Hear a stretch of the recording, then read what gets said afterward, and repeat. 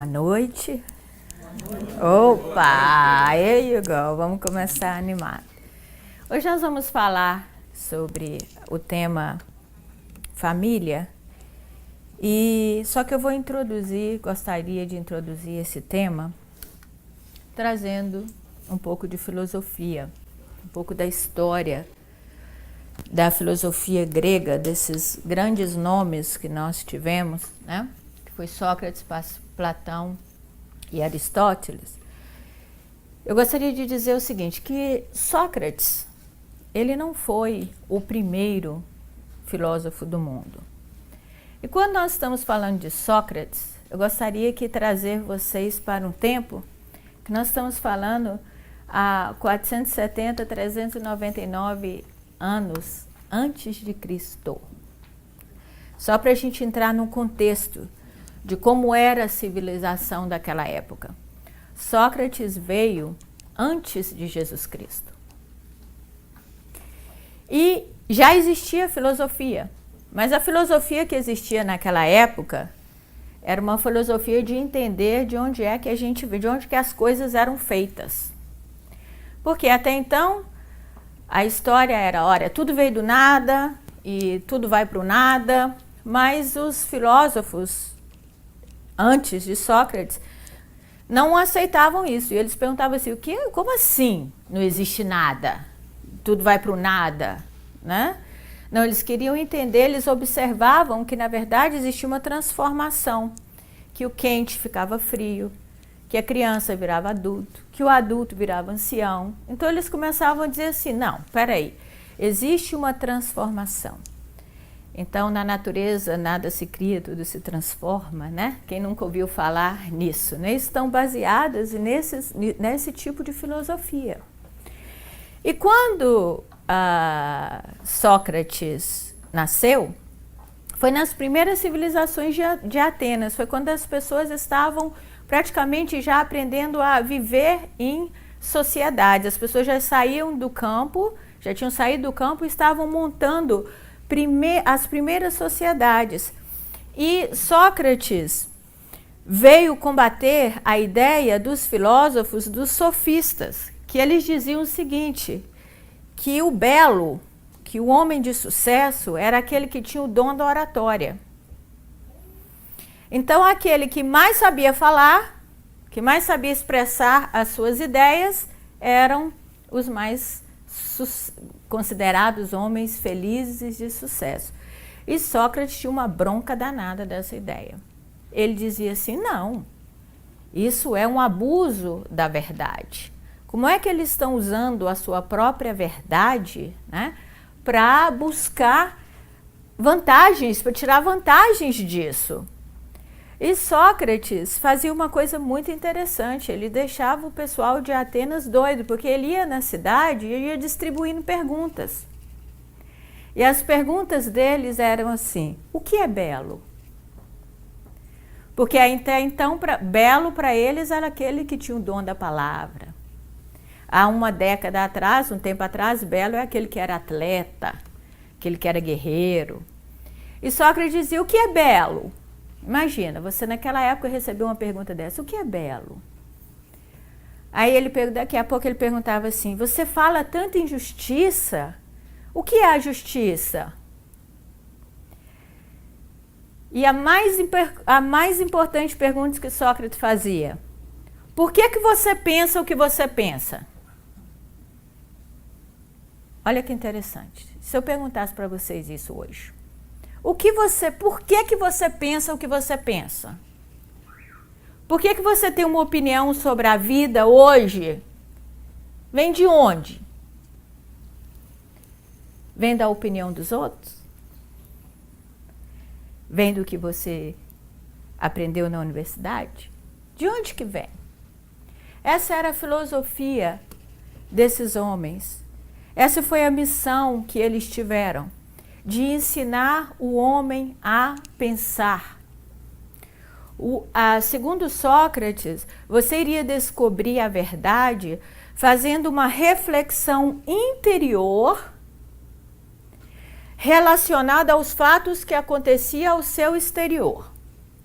Ou seja, você teria que fazer uma observação interior daquilo que estava acontecendo no seu exterior. Olha que interessante isso. Bom, depois nós tivemos Platão, né, que é considerado os dois até discípulos de Sócrates pelo fato de seguirem as ideias de Sócrates. Então Sócrates trabalhava com os conceitos do o que é belo, o que é bom, o que é mal e o que é justo. E ele queria desenvolver esses conceitos. Ele queria que todo mundo procurasse entender e refletir sobre isso. Só que eles não ficaram só com isso. Platão, por exemplo, quis até montar o que ele acreditava ser a sociedade perfeita, baseada nos fatos morais, éticos. E depois nós tivemos Aristóteles, que ele foi muito além da filosofia, ele estudou a biologia, ele estudou a física, ele estudou a matemática, foi um grande matemático. E Aristóteles, ele foi professor de Alexandre o Grande. Reencarnação sua, né, Alexandre? É verdade, ok.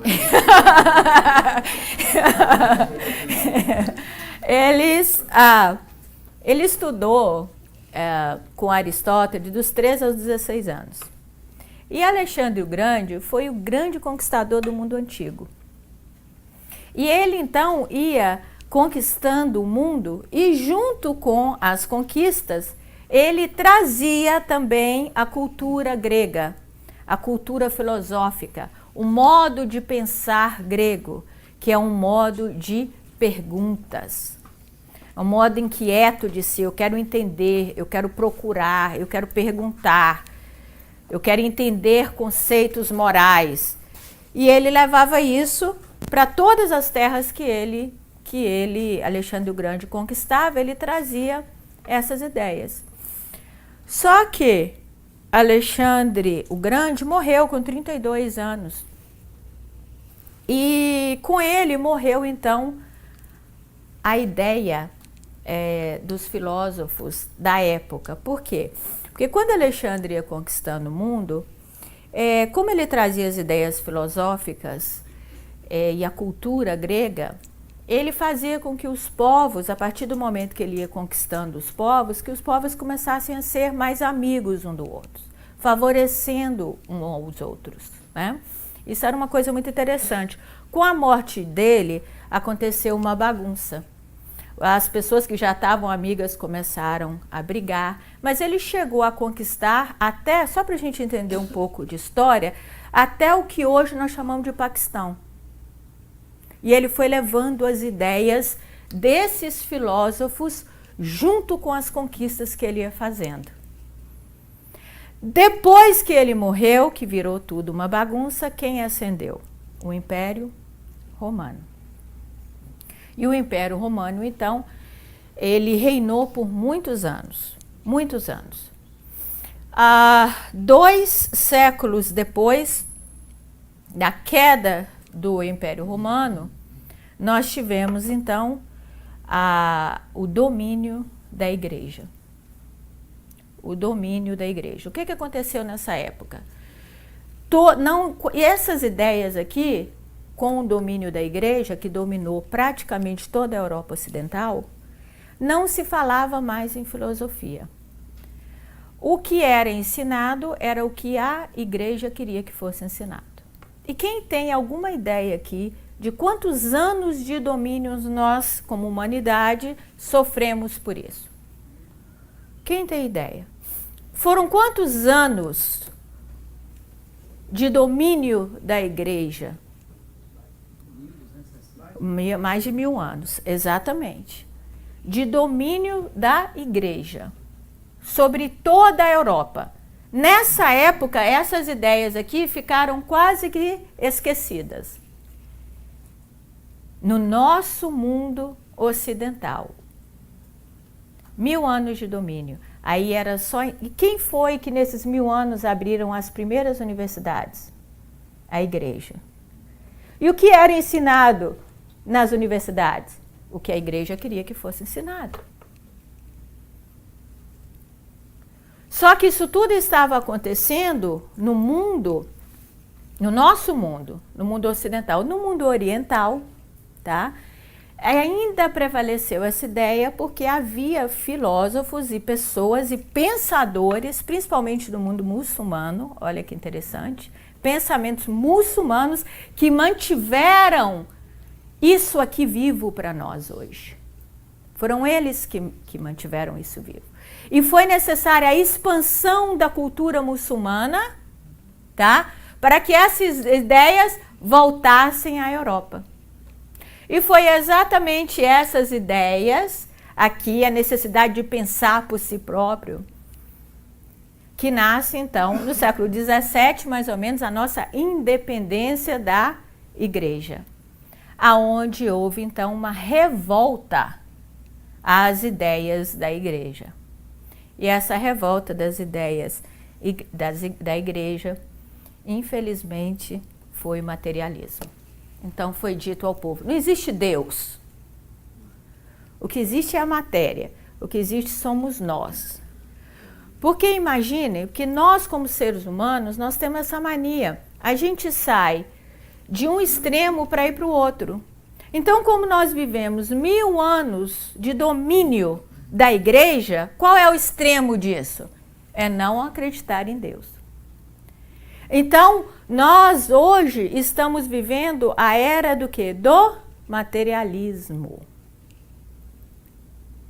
Que foi uma revolta às ideias da igreja. Agora você imagina que no século XVIII nasce o Espiritismo. Quer dizer, o Espiritismo nasceu numa época extremamente favorável. Porque era onde estava existindo o quê? Uma guerra entre o materialismo e as ideias religiosas. Tanto é que se você ler Kardec, historicamente falando, Kardec diz que o Espiritismo via para combater o materialismo. Porque parecia que ele estava vendo o perigo do materialismo. E como o materialismo estava se alastrando, e como está hoje se alastrando. Tudo que é ensinado hoje nas universidades, tudo que se aprende é sobre o materialismo. Aí eu pergunto para vocês, o quanto essa ideia do materialismo afeta a sua vida, afeta a sua família, e o quanto vocês seguem a ideia do materialismo. É uma reflexão para a gente fazer hoje. Porque muitas vezes nós vivemos uma vida no automático sem aprender a pensar e a gente não questiona de onde vem o nosso modo de vida, de onde vêm os nossos conceitos de vida. Porque nós abandonamos muito esse modo aqui de pensar. E nós somos como que guiados, gente. Guiados. O que importa é o dinheiro, o que importa é o status, o que importa é a beleza física. É isso que são os nossos conceitos hoje. Que são os conceitos baseados nas teses do materialismo. Então eu convido vocês aqui, rapidamente, para que esses 3 filósofos agora, aqui, façam uma aproximação e vocês se transformem agora em filósofos, tá? Então aqui na minha plateia, hoje, nós só temos Sócrates, Platão e Aristóteles. O que Sócrates, Platão e Aristóteles tinham de comum? Eles aprendiam a pensar por si só. Eles faziam perguntas e eles queriam entender a vida não pela opinião das pessoas, mas da sua própria observação. Isso que é a arte de perguntar, é a arte dos filósofos, a arte de observar, de procurar entender algo interiormente. Então vocês agora serão os meus filósofos da noite. e eu vou fazer uma pergunta para vocês, aonde não necessariamente vai valer respostas prontas, opiniões de alguém. Não vale uma resposta que você ouviu do Livro dos Espíritos, nem daqui. Eu quero uma resposta íntima de vocês. Ok? Então, a pergunta que eu quero dizer para vocês é: o que é a família? Vocês são filósofos. O que é a família? Não vale ideias preconcebidas. O que é para você a família? É o nosso amor verdadeiro. Amor verdadeiro. Alguém mais? Laços de sangue. Laços de sangue. Alguém mais? Uma escola para a evolução. Uma escola para a evolução. Quem mais? Cadê meus filósofos? O que é a família? Não é o que te ensinaram. Não é o que te ensinaram. É o que você sente. É o que você observa dentro de você. Sua vida, ok? O que mais? O quê? As pessoas que estão perto de mim. Algum mais filósofo aqui? Tem alguém mais filósofo aqui? Ninguém quis pensar? Ok. Um mais um igual a 4. Mais um igual a 4. Eu vou falar o que me veio aqui na cabeça, que eu também quero. Eu acho que é um monte de espírito imortal junto, né? É o que me veio aqui. Coloca para mim.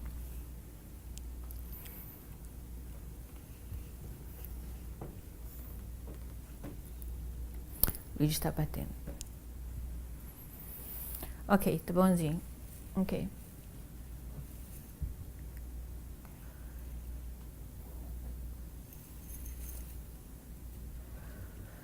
Ok, vamos lá. Então, de acordo com os meus filósofos aqui, vamos colocar aqui, mais ou menos o que vocês acharam sobre família.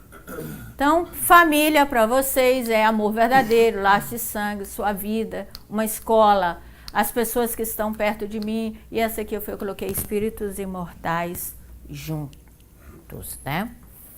Observa que muito disso aqui que foi falado não tem muito a ver com o nosso dia a dia. Todo mundo concorda com isso? Vamos falar daqui o amor verdadeiro. Vamos falar dessa primeira sobre a família. Família é um amor.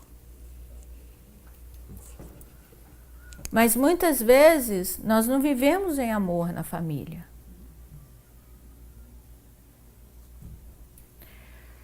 Nenhum de vocês colocou que a família está estabelecida com bens materiais. Nenhum de vocês colocou isso aqui. Mas muitos de nós vivemos assim.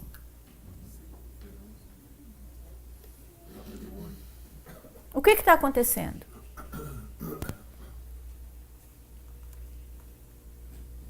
Porque a gente vive a vida com esses conceitos que parece que não estão aqui.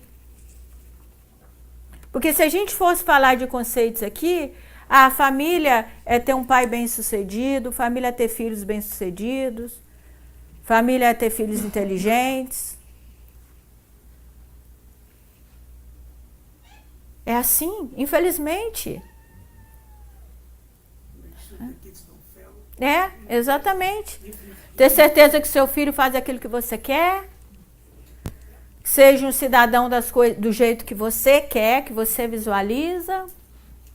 Mas quando você, por exemplo, quando eu falei amor verdadeiro, foi exatamente para mostrar que quando a gente está no meio da nossa família, são as pessoas que mesmo nos criticando, mesmo estando num dia a dia de dificuldades, eles permanecem ao nosso lado. Alguns... Por isso que é o verdadeiro. Porque é muito fácil você falar, eu te amo, eu me importo com você, mas na hora da dificuldade, aquelas pessoas não estão do seu lado. Exatamente. Então, assim, família, independente de ser por laços de sangue ou por comunhão de pensamento, são aquelas pessoas que realmente estão conosco para o que der vier. E isso é raro. Isso que eu estou falando. Na sociedade de hoje, isso é raro. Gente, imagina o seguinte, falar de família, tá? Imagina o seguinte. Padrões. Segue padrões. Exatamente. A gente tem que sair, deixar de ser robô. É isso que eu estou querendo dizer. Vamos pensar por nós, vamos fazer o que os filósofos nos ensinaram. Não é seguir o que a sociedade faz de uma família feliz, porque isso traz muito sofrimento. É praticamente impossível viver sobre esses padrões. E já foi provado, por isso que eu falo com vocês, o materialismo, na minha opinião, tem os seus dias contados. Porque nunca vivemos tão infelizes na vida. Estatisticamente falando. Reportagem da CNN, há pouco tempo atrás, que eu li. Tem exatamente 5 dias. A cada 5 dias, uma criança se suicida no mundo, abaixo de 12 anos de idade. Imagina isso. Os níveis de suicídios estão cada vez maior. Nós temos a tecnologia do mundo, temos vantagens tecnológicas e estamos frustrados. Estamos infelizes. Você vê uma pessoa no trânsito, ela está assim carrancuda com as coisas, estressadas. E é isso que nós estamos seguindo e é isso que nós estamos passando para os nossos filhos. É essa receita de felicidade que nós estamos passando para eles. Infelizmente. Ah, meu filho, se você não estudar, você não vai ser ninguém. Por quê? Gente, faculdade é super importante, mas não é para todo mundo. Tem gente que não faz. Mas a gente estabeleceu essa regra. Você tem que ter um emprego digno. É isso que nós estamos passando para frente. Mesmo nós que somos cristãos, mesmo nós que somos espíritas. Você quer ver uma prova de que o amor é sim o que significa a família? Junte todo o dinheiro do mundo, trabalhe dia e noite, enche a sua conta de banco, tenha casa, carro, tudo. Mas deixe uma pessoa que você ama passar por um problema de saúde grave, para ver se você não pensa 2 vezes em vender tudo para salvar a vida daquela pessoa. Sabe o que isso significa? Que o que importa é o amor. O que importa é o amor. O que realmente é importante é o amor. O amor vale muito mais do que qualquer coisa. Muito mais. Agora, o quanto disso nós estamos semeando na nossa família? O quanto disso nós estamos ensinando para os nossos filhos? Porque nós vamos ser agora filósofos. O que é o amor?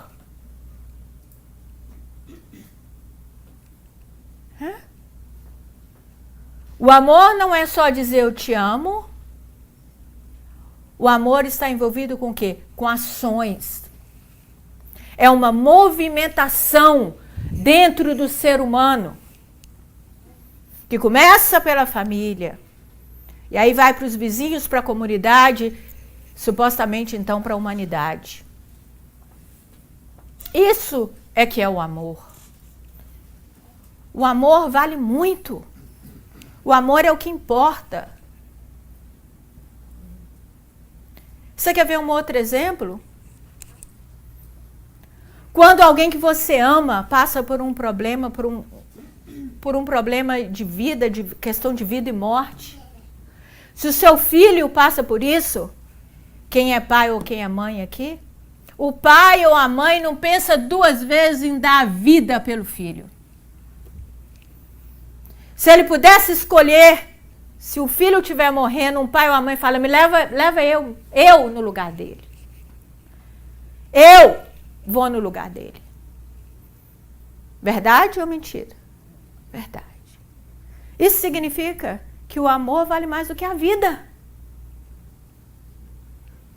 O amor é mais importante também do que a própria vida. É isso que são os conceitos da família. É uma escola, é a nossa vida, são as pessoas perto de mim, são os laços de sangue, é tudo isso. Mas nós estamos levando para um lado muito perigoso. Nós estamos precisando sair, sermos aqueles filósofos, aqueles que se rebelaram. Nós precisamos nos rebelar contra o materialismo. Porque o materialismo já está provado. Foram 1000 anos de domínio da igreja. Agora nós já estamos até com quantos anos? Até para a gente chegar à conclusão de que esse estilo de vida também não traz a felicidade. Nós temos que achar um meio termo em cima disso. Nós temos que achar isso. E nós, como população, nós temos que viver, nós temos obrigação, gente. Porque nós somos os cristãos que sobraram desse materialismo. O que adianta a gente dizer que acredita, mas vive a vida como um materialista? O que adianta? Não adianta nada. Absolutamente nada. Vamos falar em termos de família, como nós vemos os nossos relacionamentos. No mundo do materialismo, como andam os relacionamentos? Né? Barganha. Exatamente. Barganhas. Nós estamos conseguindo nos relacionar com essas ideias que nós trazemos do relacionamento? Não. O que é moda? Bateu, levou, né? Cada um querendo tirar vantagens um do outro. Competições até dentro do casal. Não deu certo, acaba logo. Não deu certo, acaba logo. Próximo na fila. Né? A fila anda. Né? Então são várias coisas que nós estamos hoje levando sem parar para perceber. E aí nós vamos ser filósofos de novo. O que é se relacionar? Uma das coisas, gente, trazendo aqui o que os filósofos diziam, a base da felicidade está na moral. Quanto mais moral você tiver, mais feliz você vai ser. Um relacionamento feliz vai ter que estar fundado aonde? Na moral. E um dos problemas que nós temos dentro de um relacionamento é a falta de humildade. Casal quer estar certo, o homem quer estar certo, a mulher quer estar certa, seja lá o relacionamento que a gente tem. É uma necessidade de estar certo tão grande nas mínimas coisas, causando conflitos. Porque um problema de um casamento geralmente não são os conflitos grandes, são os pequenos que são mal resolvidos do dia a dia. São os pequenos, o problema é esse. Aí, nós não temos o quê? Humildade. Que incrível isso, né? E um outro problema dentro do relacionamento, perdão. Se o relacionamento não estiver na base do perdão, não funciona. Porque é mágoa atrás de mágoa, de pequenas coisas, daqui a pouco você não consegue lidar com mais. Então são duas pessoas ali, juntos, dois seres imperfeitos, aonde o perdão tem que existir. Porque se não houver perdão do dia a dia das coisas, o relacionamento não vai para frente. Então veja que não é o que você tem. Agora, o que a sociedade faz você acreditar que o relacionamento tem que ser feliz? Ah, o real estate vai jogar uma casa linda, com a família feliz lá. Aí você vai dizer, para mim ser feliz, eu tenho que ter aquela casa bonita. É lá que está a minha felicidade. Gente, vamos usar a nossa capacidade de filósofos, de pensadores, né? Se a felicidade tivesse aí, Hollywood não separava, gente. Quase impossível se manter um relacionamento lá. Aí o que a gente faz? Ah, não, relacionamento feliz é viajar. É viajar. Aí eu vou para Paris, eu vou para as Ilhas da Grécia, aí uma fulana amiga vai, a gente fala, aí, tá vendo? Fulana é feliz. Tá lá na Grécia. Não que seja ruim viajar, gente, eu não tô falando, mas isso não é a base da felicidade. Eu não posso viver achando que se eu não tenho condições de viajar, eu sou a pessoa mais infeliz do mundo. Porque faz parte da vida, mas não é a base, não é para mim ser feliz, eu tenho que viajar. Isso é o que a mídia quer que você compre. Isso é o que as indústrias de turismo quer que você acredite. E a gente tem que sair, né? Pensar um pouco diferente. Porque um relacionamento feliz está baseado nas questões morais. Aí sim, você pode viajar quando sobrar um dinheirinho. A viagem é o quê? Um plus. Passa a ser um plus para você. A casa bonita, grande, que você viu lá na televisão, passa a ser um plus. E não necessariamente aquilo que vai te realizar. É completamente diferente as coisas. Os padrões. Né? Agora, quem pensa isso, quem coloca isso na nossa cabeça, são exatamente as pessoas que não querem que a gente pense.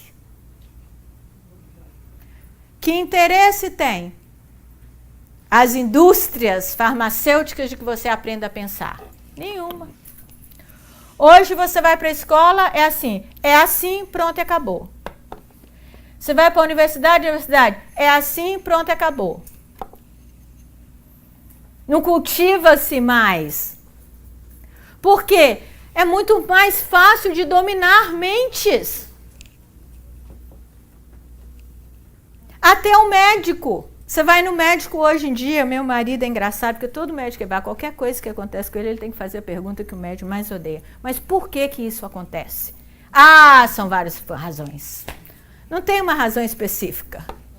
Por que isso acontece? Você deu uma vez eu tive uma crise de asma. Não, pergunta para ele por que isso acontece. Eu falei, por que isso acontece? Muitos motivos. A gente não, nenhum médico mais é acostumado a questionar. Ninguém mais pergunta. E o engraçado é que a doutrina espírita, Kardec tinha tanta admiração por Sócrates que toda a introdução, dos capítulos da introdução do Evangelho segundo o Espiritismo, Kardec faz uma comparação ao que Sócrates trazia e ao Espiritismo, dizendo o que tinha de similar e o que tinha de diferente. A doutrina espírita, ela foi feita dentro da filosofia. O Livro dos Espíritos é o quê? Perguntas. Agora, nós gostamos muito de criticar, né, aquelas pessoas que estão em outras religiões e têm a mente assim, fechada, que não questiona. Ah, os evangélicos não questionam, né? Ah, os católicos. Mas tem muito espírita que não questiona também. É o que está ali no livro e ponto, acabou. Ah, eu li, é assim, é. Eu não refleti. Eu não quis saber se realmente é aquilo que eu acho. Não, eu li aquilo, pronto, e acabou. É? Aí você começa a seguir as coisas sem a capacidade de pensar por si. Ser pensadores. Quem é aqui que já parou para pensar o que é melhor para minha família? Quem é aqui que já refletiu sobre isso? Ao invés de estar no piloto automático e guiado pelas televisões e pela sociedade da vida. Quem é que já chegou e falou assim, o que é importante para a família? Para a minha família? Aí a pessoa está cheia de problemas de fala, faz o evangelho no lar? Ah, não, o evangelho não faço. Gente, nós somos cristãos. Dentro de casa tem um filósofo também, são os filhos. É profundamente irritante quando o filho começa a perguntar demais. Exatamente. E os filhos querem saber. E muitas vezes eles tiram isso. A própria escola e a gente tira isso da criança. Tira isso da criança. Né? E aí a gente fica assim, joguetes na mão da pessoa. A gente entende isso, gente. Porque é muito mais fácil você ser joguete na vida de uma sociedade. Né? Olha, eu vou falar uma coisa para vocês, vocês vão concordar comigo. Hoje nós seguimos cegamente a ciência. É a ciência que está lá no TAP. Eu nunca vi cometer tanto erro como a ciência, sinceramente. Até na questão mínima, que é a questão da alimentação. É uma piada. Não pode café. Café faz mal. Aí todo mundo corta café. Aí daqui a pouco, não, sorry, café faz bem, pode tomar café. Todo mundo. Agora, café emagrece. Aí vai. Aí daqui a pouco, nós só falamos, não, o problema é a gordura. Né? Aí nós ficamos um tempão alimentando de carboidrato, porque não podia gordura. Ah, não, agora o problema é o carboidrato.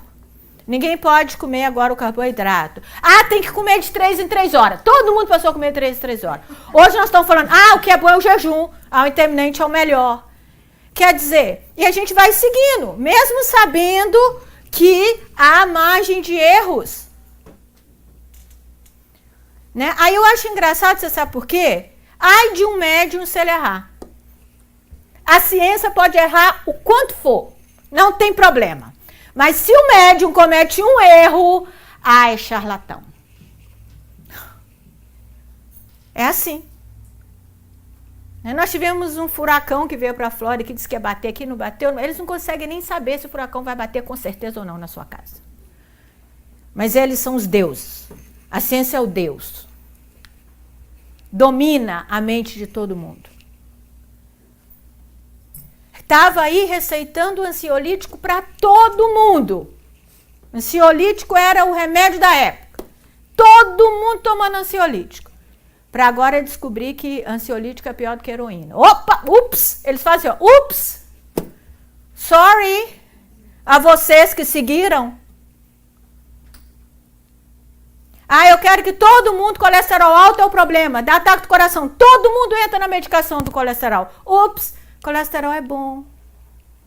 Você que tomou remédio durante muito tempo para combater o colesterol. Olha, gente. E o dinheiro circulando.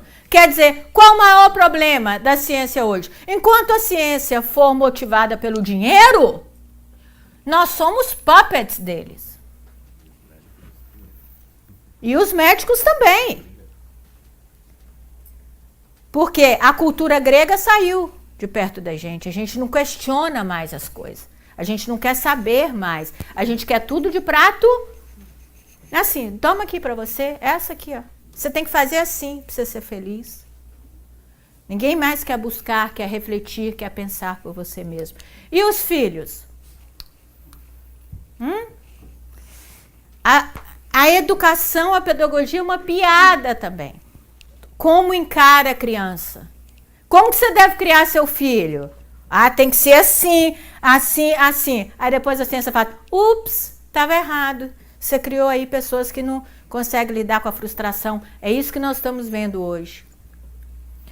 Nós saímos, quem tem a minha idade, mais ou menos, saiu de uma criação extremamente rigorosa, né? Aí, de repente, falaram, não é nada disso, nós temos que afrouxar. Nós temos é que amar os filhos, muito. Aí, sem querer saber o que é amar, sem fazer a reflexão do que é amar, nós começamos a o quê? Super proteger os filhos, não deixar os filhos passar por frustrações necessárias para o dia a dia, porque não tem ninguém aqui que não passa por frustração, mas a gente não quer que os filhos se frustrem. Gente, a criança tem que se frustrar. Ela tem que se frustrar. Porque ela tem que ir aumentando a capacidade de frustração dela. Para quando ela chegar em adulto, ela não chegar e falar assim, gente, eu não aguento mais. Porque se ela não é acostumada a ter as frustrações dela, que são normais, nós tivemos. É isso os frutos que nós estamos colhendo agora. Dessa loucura que a educação fez com a cabeça das pessoas. Loucura! Filho no berço não pode chorar. Você tem que carregar o tempo inteiro, porque senão dá carência de não sei o quê. Né? É assim, se você lê os artigos, você morre de rir. E tem gente que segue. Tem gente que segue. E aí nós estamos com uma humanidade cada vez mais infeliz, cada vez mais infeliz. Porque nós estamos deixando de lado a fonte segura que nós temos, que é o Cristo. Os ensinamentos do Cristo. A moral. É ela que importa. E o que de moral nós estamos passando para os nossos filhos? O que de moral nós estamos passando para o nosso filho? O quanto que nós estamos falando dos nossos filhos de perdão? Sejam sinceros. Quando acontece um problema na escola, o que acontece? A criança vem toda chateada. Mãe, isso aconteceu, isso. Por que não? Meu filho, perdoa. Deixa para lá. Perdoa. Foi isso que Jesus ensinou. Como é que a gente fala? O que a gente fala com as crianças? Te bateu, você vai lá e bate nele. Né? O que nós fizemos com os filhos? Nessa geração nova da família. Essa ideia nova, lembra? Que é a ideia que ensinaram pra gente. Filho é a coisa mais importante do mundo. Gente, isso é uma doença. Eu sou mãe. O filho não pode ser a pessoa mais importante da sua casa. Ele tem que ser tão importante como você e como a sua esposa, ou seu marido. Tão importante quanto. Tão importante quanto você.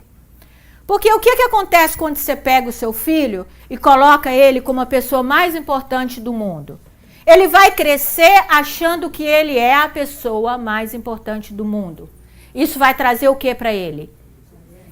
Infelicidade. Porque na hora que ele perceber que ele não é a pessoa mais importante do mundo, ele vai se sentir frustrado, triste, enganado. O filho é importante, sim. Nós saímos de uma época que não dava importância para os filhos. Nós vivemos uma época na sociedade que ter filho e nada era quase a mesma coisa.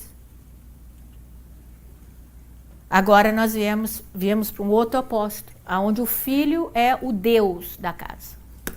O filho ou a filha é o Deus da casa. A gente só falta reverenciar a eles. Gente, isso vai causar sofrimento para eles. Porque o que a gente quer? O que a gente quer? O que um pai e uma mãe mais quer na vida? A felicidade dos filhos, não é? Então nós temos que planejar essa felicidade. E uma das coisas, gente, nunca queira se realizar pelos seus filhos. É o pior desastre da vida. Filho virou competição. Pega um bando de mãe falando, é uma doença. Ah, o meu filho fez isso. Basta uma falar que a outra, e o meu fez isso, isso e isso. E o seu? Ah, o meu fez isso, isso e isso.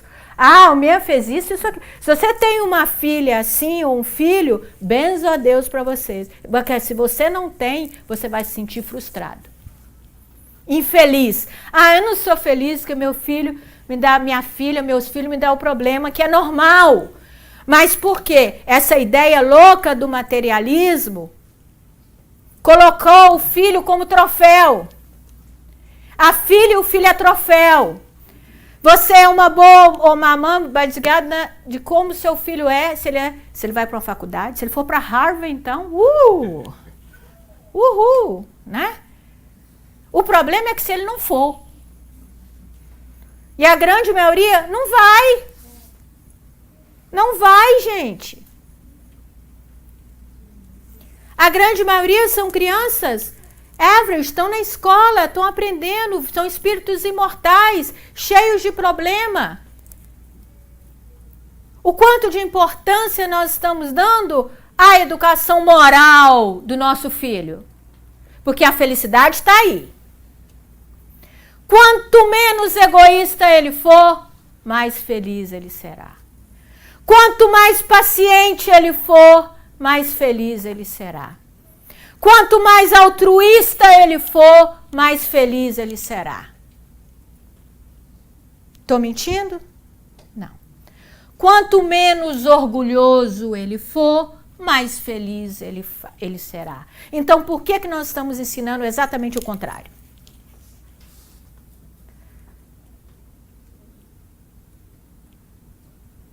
O que é que você idealizou, né? Para ser um filho de sucesso? Pense nisso. A sua ideia de um filho de sucesso é o quê? Pensa, não precisa dizer. O que é? É um sujeito de bem? É um sujeito que tem moral? É um sujeito que trata as pessoas bem? Que se importa com a humanidade? Não é? Ou você acha que é aquele que vai para a faculdade, que tem um nível intelectual, que tem um GPA mais high? Vamos planejar isso direito, gente. Para a gente sair desse ciclo materialista que nós estamos. Porque nós somos os filósofos.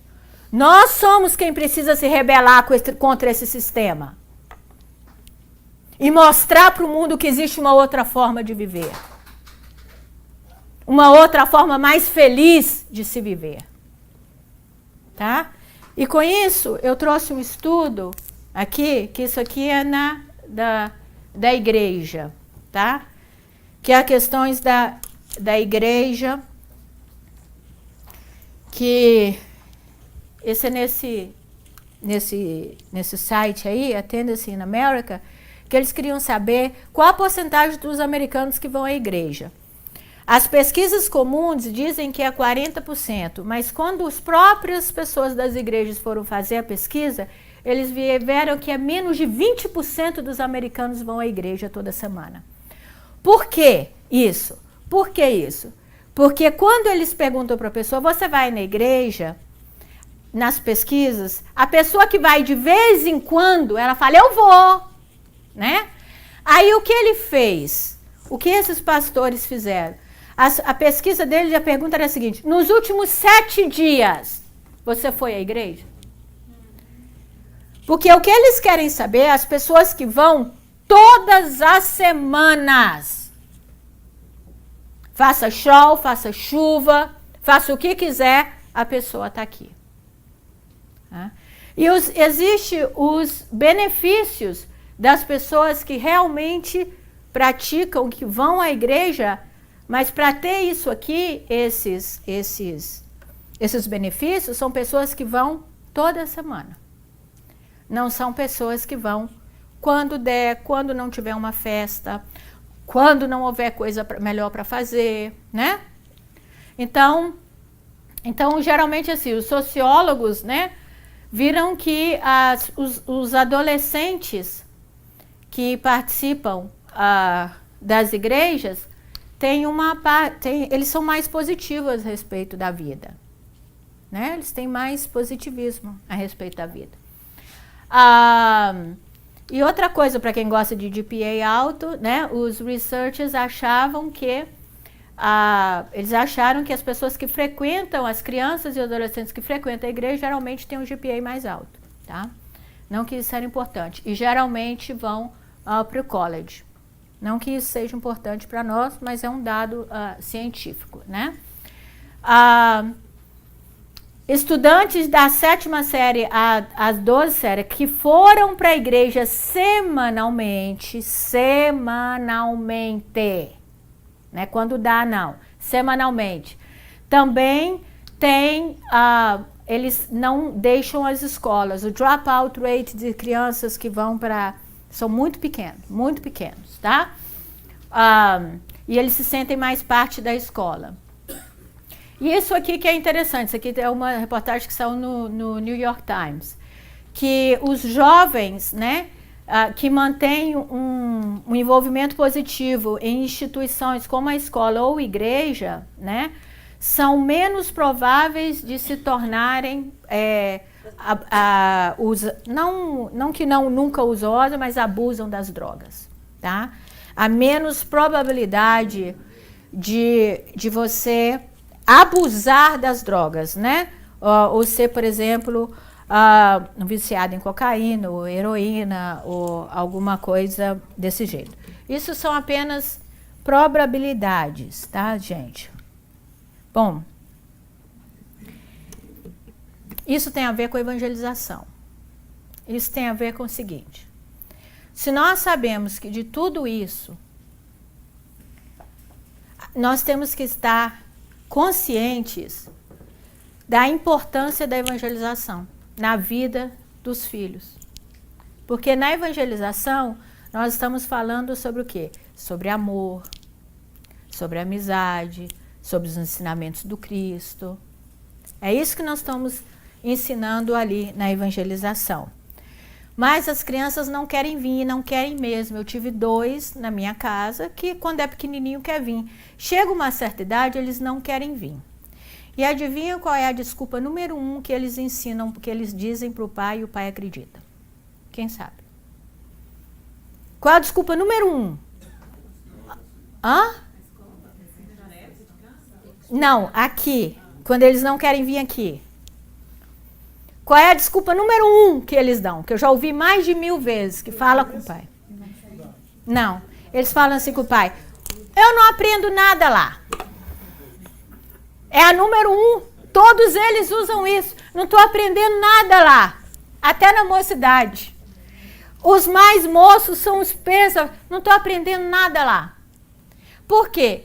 A criança quer aprender, o que ela entende de aprender é exatamente aquilo. 2 mais 2 são 4. 4 mais 4 são 8. Quando eles estão discutindo a amizade, quando eles estão discutindo o amor, quando eles estão aprendendo sobre coisas que eles não estão acostumados, eles acham que eles não estão aprendendo. Eles não estão mentindo para os pais, não. Não é isso. Não é isso. Eles realmente têm essa ideia. Esse conceito deles é que eles não estão aprendendo nada. Porque ali estão falando de coisas que são estranhas a ele.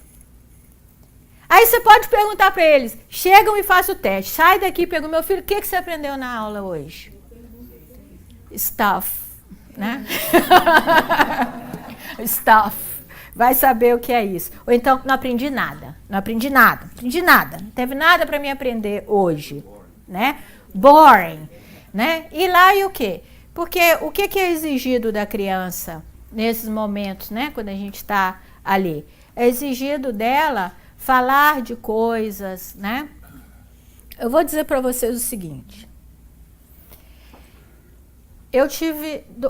Meu filho mais velho tem 22 anos. E o mais novo tem 19. Os 2 foram criados numa casa espírita. Quem me conhece desde muito tempo sabe, Emma, Alexandre. E eu sempre forcei. E eu sempre disse para ele: até o último ano de high school de vocês vêm ao centro. Depois que vocês se formarem, aí vocês escolhem o caminho que você quer seguir. E o meu filho mais velho se tornou praticamente um agnóstico. Ele não sabe se ele acredita em Deus. E a única coisa que faz com que ele diga que ele não acredita em Deus de forma alguma é o conceito da reencarnação. Porque esse faz sentido para ele. Então ele fica assim, ó, a reencarnação fica engasgada aqui nele, ó, que ele não consegue dizer, né, que ele não acredita em Deus, porque ele fala. Aí ele agora está montando as próprias formas de pensar dele, né?